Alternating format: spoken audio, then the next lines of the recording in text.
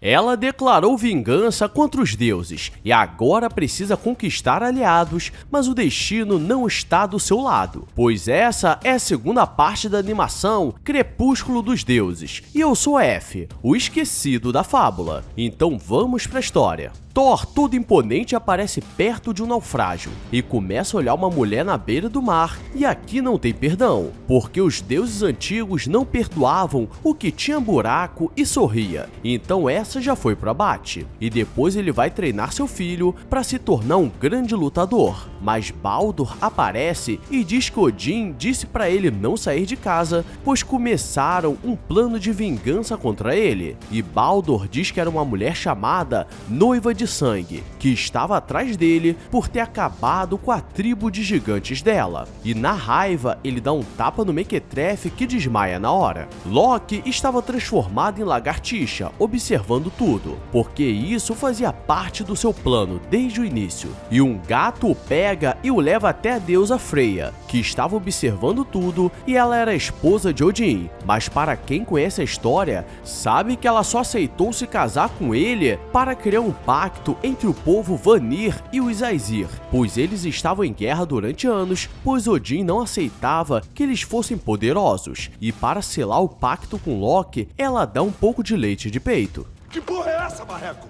Enquanto isso, Sigurd está caminhando com seus guerreiros, mas eles estavam andando em círculos há muito tempo, e Edil já estava escrevendo a próxima história, onde eles andam e morrem no deserto, mas o Homem-Lobo aparece e diz que alguns corvos estavam se aproximando, e aquilo representava os cavaleiros de Odin, que foram mandados para acabar com aquela palhaçada, e eles precisam sair o mais rápido possível, mas por todo lugar que eles passavam, tudo estava destruído. Sigurd sai para consultar Loki, pois não sabia o que fazer, mas ele não responde, e o anão Andvari diz que ela ser ajudada por Loki é a mesma coisa que andar sobre uma corda com os olhos fechados, porque os deuses nunca ajudaram ninguém se não tivesse algum tipo de vantagem, e uma hora ela teria que lutar sozinha contra todos, e eles precisam fugir porque os cavaleiros de Odin chegaram, e por pouco são salvos pelo Homem-Lobo que jogou uma pedra no caminho. Sade Kona consegue prever o futuro e diz que nessa jornada nem todos voltariam com vida, e eles começam a refletir como seria esse futuro, e Eivor fica pensando nos seus 3 filhos que estavam em Asgard, o que deixa entender que o pai provavelmente é algum dos deuses ou morador da cidade, e andando eles encontram alguns sinos pelo caminho, e aquilo parecia um tipo de armadilha que levava até uma casa no meio do nada, e lá vivia uma família feliz que diz que não sabia do que estava acontecendo, e eles oferecem um pouco de comida para os viajantes. Suspeito! Ao mesmo tempo, Thor vai falar com Odin, porque soube da guerreira que estava em busca da vingança, e pede liberação para resolver esse problema. Enquanto eles descansam, alguns vão na frente, e aqui vemos o golpe, porque nas vilas à frente tudo estava destruído, e aquela casa ali então era uma armadilha, e eles estavam distraindo até que os cavaleiros apareçam, e eles poderiam ganhar uma recompensa dos deuses, e o casal ainda estava prendendo uma mulher na masmorra para entregar como sacrifício, e Leif a solta e diz que ela iria com eles. Agora eles não têm escolha, e acaba com os dois, e o filho foi chamar os cavaleiros, e quando eles chegam, ele também vai pra vala. E é por isso que não pode confiar nos deuses, e a jovem que estava com eles mostra o caminho pra Vanaheim, e se eles chegarem lá, estariam seguros. Mas ao mesmo tempo, Thor está se aproximando, então o que estava ruim sempre pode ficar pior. Thor cria uma tempestade para eles não enxergarem nada, e agora é o momento de se vingar, e ele quer saber seu nome, e ela diz que se chama Sigrid, a Chorona, ou para ele, a Noiva de Sangue, e começa uma lutaria, e ela consegue fazer uma luta legal, mas ainda não tinha chance, mesmo com a lança que mata deuses, e por ela ter sobrevivido, ele quer oferecer uma bênção e o perdão, mas ela diz que não queria nada de um lixo como ele, então ele fica com raiva, e quando seria seu fim, assim, ela consegue entrar em Vanaheim. E Thor precisa sair ou estaria quebrando a aliança com o povo Vanir. E aquela jovem que foi salva se revela porque ela fazia parte dos Vanir.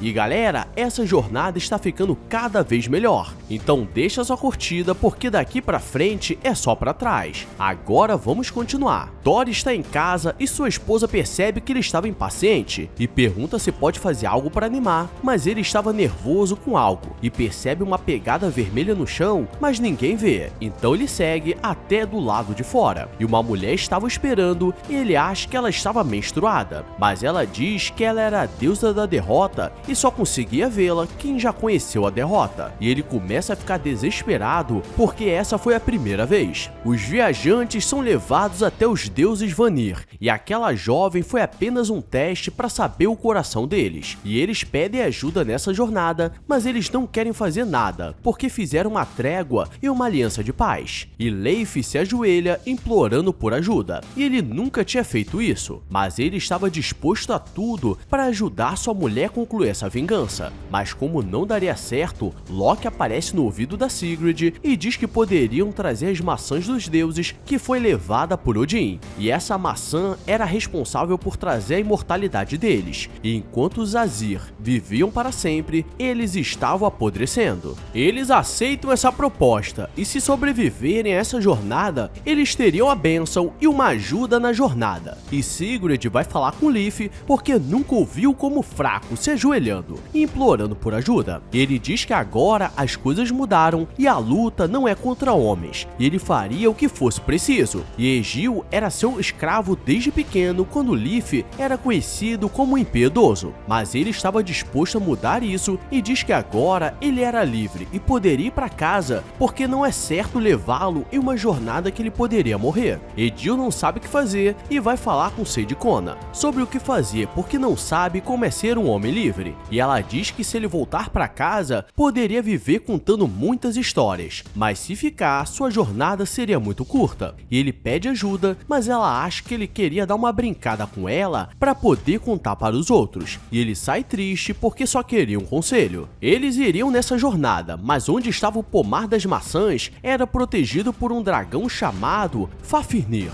E Egil quer contar uma história de por que Andvari estava muito animado. E quando ele era um jovem anão, ele era amigo de dois príncipes anões, e eles poderiam se transformar em animais até que Loki aparece e faleceu um deles falando que foi sem querer. E o irmão mais novo assumiria como rei, mas o rei pediu um pagamento pela morte do filho mais velho, e Loki roubou Andvari e entregou ao rei. O problema é que o dinheiro estava protegido por uma magia que transformou o filho mais novo em um dragão, e Loki o usou para proteger as maçãs, e aqui vemos que Loki, como sempre, estava por trás de tudo. No barco, Loki aparece e diz que estava controlando tudo e estaria até o fim dessa jornada, e começa a colocar coisas na cabeça dela, falando que Leif estava ficando fraco, e na hora de dormir, ela diz que queria que ele fosse o rei que conheceu e não tivesse piedade, e nisso ele mostra sua raiva e o Vapo rola solto. E a jovem que foi salva por eles iria nessa jornada e estava de olho em tudo. Eles chegam no local e as maçãs eram feitas de ouro, e tudo estava muito fácil, então eles começam a pegar, mas o dragão aparece e Andvari começa a distrair falando que veio se vingar de tudo que ele fez, mas ele percebe os outros e aqui começa uma grande lutaria épica contra um dragão nervoso, e todos estão dando a vida para acabar com ele, e conseguem, mas Andvari não quer finalizar porque um dia eles já foram irmãos, mas Leif corta sua cabeça porque eles não poderiam ter misericórdia dos inimigos, e aqui vemos que ele não esqueceu como já foi um dia.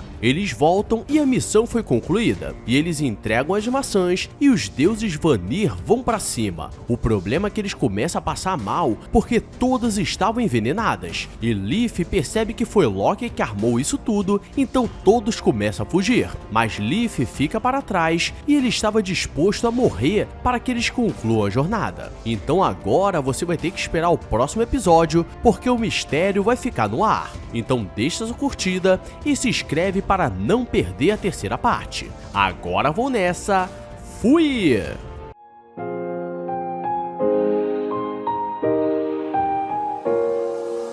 I walk a lonely road. I have ever known. Don't know where it goes, but it's home to me, and I